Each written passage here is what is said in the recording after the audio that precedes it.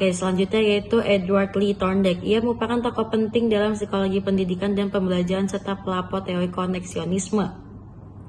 Kontribusi utamanya adalah hukum efek yang menyatakan bahwa perilaku yang menghasilkan kepuasan akan diperkuat dan diulangi, sedangkan perilaku yang menimbulkan ketidaknyamanan akan dilemahkan atau dihentikan. Ajaran Thorndike menekankan bahwa belajar merupakan hasil hubungan antara stimulus dan respon, dan penguatan positif berperan penting dalam membentuk kebiasaan belajar. Karya utamanya adalah Animal Intelligence, menjadi dasar bagi lahirnya teori behaviorisme dalam psikologi modern. Selanjutnya adalah Johann B. Watson, yaitu tokoh behaviorism. Johann Brodus Watson adalah seorang psikolog asal Amerika Serikat yang dikenal sebagai pendiri aliran behaviorisme. John B. Watson lahir pada tahun 1878 di South Carolina dan meninggal pada tahun 1958. Ia menolak mempelajari pikiran karena dianggap tidak bisa diamati secara langsung. Menurut Watson, semua perilaku manusia terbentuk melalui proses belajar dari lingkungan, bukan karena sifat bawaan. Salah satu eksperimen terkenalnya adalah Little Albert yang dilakukan bersama asistennya Russell Reiner. Mereka berhasil membuat seorang bayi yang tadinya tidak takut pada tikus putih menjadi takut pada tikus putih. Hal ini membuktikan bahwa emosi seperti rasa takut bisa dipelajari. Yang selanjutnya ada Joseph Wolpe. Joseph Wolpe dikenal sebagai tokoh penting dalam terapi perilaku atau behavior terapi. Ia mengembangkan teknik desensitisasi sistematis, yaitu metode untuk mengurangi kecemasan atau fobia dengan cara menghadapkan individu secara bertahap pada situasi yang menakutkan sambil dilatih untuk tetap rileks. Tujuannya adalah agar individu belajar mengendalikan kecemasan dan mengubah respon negatif menjadi positif melalui beberapa proses latihan dan pembiasaan. Yang selanjutnya ada Edwin Ray Guthrie, yaitu seorang psikolog perilaku dari Amerika Serikat yang dikenal karena teorinya tentang pembelajaran asosiasi sederhana, simpelnya associative learning. Ia berpendapat bahwa perilaku dipelajari melalui hubungan langsung antara stimulus dan respons, tanpa perlu adanya penguatan seperti dalam teori pengondisian klasik.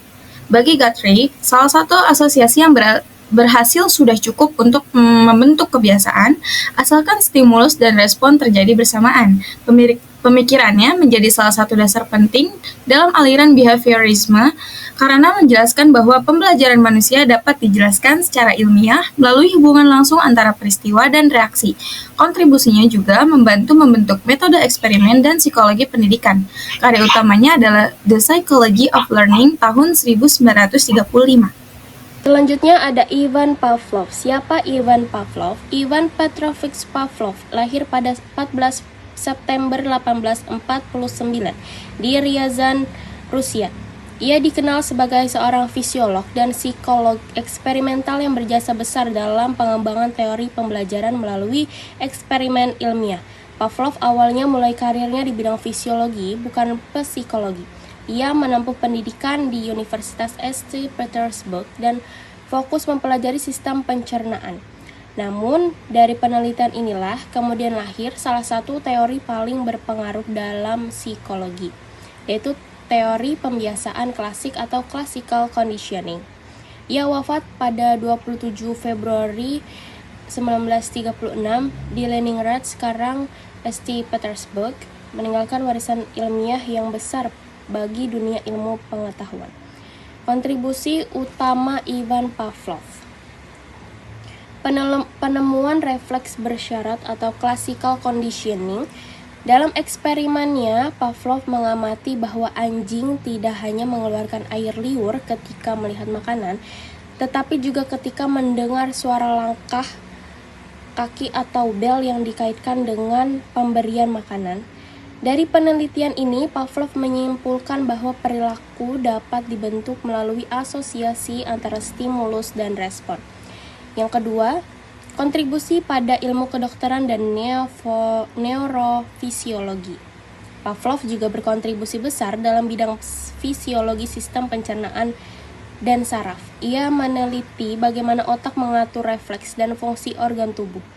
Pemikirannya mengenai sistem refleks bersyarat menjadi dasar dalam memahami fungsi otak besar dan sistem saraf pusat. Yang ketiga, Dasar bagi psikologi behavioristik. Pandangan bahwa perilaku manusia dapat dijelaskan melalui hubungan antara stimulus dan respons tanpa perlu menelaah proses mental yang tidak terlihat. Sejarah dan peran dalam bidang psikologi.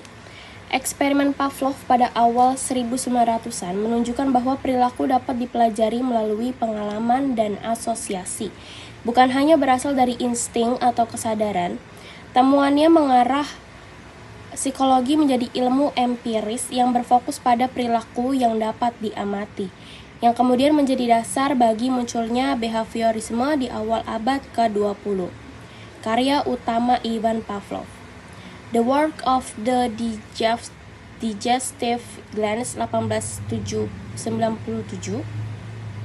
Yang kedua, The Conditioned Reflexes and Investigation of the Psychological Activity of the Cerebral Cortex 1927. Yang ketiga, ada penelitian tentang aktivitas saraf tinggi.